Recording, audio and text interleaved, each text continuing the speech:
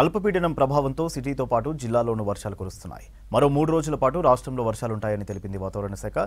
ఇవాళ రేపు 6 జిల్లాలకు హెవీ రెయిన్ అలర్ట్ జారీ చేసింది. మరోవైపు జిల్లాలపై వరదల ప్రభావం ఇంకా తగ్గలేదు.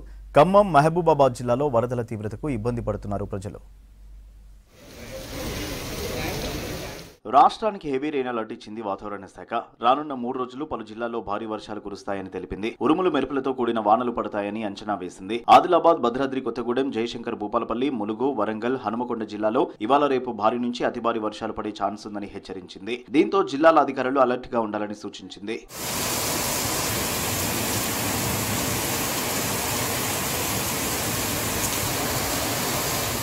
అల్పపీడనం ప్రభావంతో రాష్ట్రంలో వర్షాలు పడుతున్నాయి. సిటీలో రాత్రి పలుచోట్ల వర్షం కురిసింది. ఎల్బీ నగర్, వనస్థలిపురం, హయత్ నగర్, నాగోల్, బోడుప్పల్, ఫీర్జాదిగూడ, ఉప్పల్ ఏరియాల్లో మోస్తరు వర్షం కురిసింది. బషీర్బాగ్, నారాయణగూడ, అబిడ్స్, కోటి పరిసర ప్రాంతాల్లోనూ వర్షం పడింది. మెహదీపట్నం, బంజారాహిల్స్, జూబ్లీ హిల్స్ లో వర్షం దంచి కొట్టింది. దిల్సుఖ్ నగర్, కొత్తపేట, మలక్పేట్, చంపాపేట్, చాదర్ఘట్ లో వర్షం కురిసింది. సికింద్రాబాద్ పరిసర ప్రాంతాల్లోనూ భారీ వర్షం పడింది. కుత్బుల్లాపూర్ లో వర్షానికి రోడ్లపై నీరు చేరింది. రాజేంద్రనగర్ లో భారీ వానలకు రోడ్లు జలమయమయ్యాయి.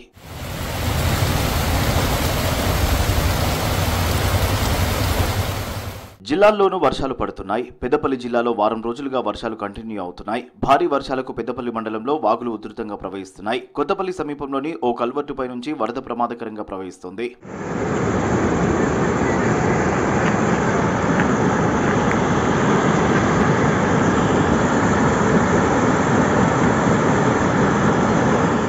ఖమ్మం, భద్రాద్రి కొత్తగూడెం, ములుగు, సూర్యాపేట జిల్లాలో వరద ప్రభావం ఇంకా తగ్గలేదు. ఖమ్మం జిల్లాలో భారీ వర్షాలకు వరదలు కొట్టుకుపోయి కొందరు ప్రాణాలు కోల్పోయారు. నాయకన్గూడెంకు చెందిన భార్యాభర్తలు యాకూబ్, సైదాబి వరదలో గల్లంతై మృతి చెందారు. పాల్వంచ మండలం దంతెలబోరా గ్రామ సమీపంలోని కిన్నెరసాని వాగులో గల్లంతైన యువకుడిని కాపాడాయి ఎన్డీఆర్ఎఫ్ బృందాలు. ఖమ్మం నగరంలోని చెరువు బజార్లోని కాలనీలను వరద ముంచెత్తింది. ఇండ్లన్నీ నేలమట్టమయ్యాయి. మురుగునీరు, చెరువు అలుగు నీటితో కాలనీల్లో ఇబ్బందికర పరిస్థితులు నెలకొన్నాయి. నిజామాబాద్ జిల్లా శ్రీరామ్ సాగర్ ప్రాజెక్టు గేట్లు మూసివేశారు అధికారులు. ఎగువ ప్రాంతం నుంచి ఇన్ఫ్లో తగ్గడంతో గేట్లు క్లోజ్ చేశారు. ప్రస్తుతం ప్రాజెక్టులో 8,000 క్యూసెక్ల నీరు ఉంది. మరోవైపు కొన్ని ప్రాజెక్టులకు వరద కొనసాగుతుంది. సంగారెడ్డి జిల్లాలోని సింగూరు ప్రాజెక్టుకు భారీగా వరద వస్తుండటంతో ప్రాజెక్టు గేట్లు ఎత్తారు అధికారులు. ప్రాజెక్టు స్పిల్వే 4-6 గేట్లను ఎత్తి నీటిని విడుదల చేశారు.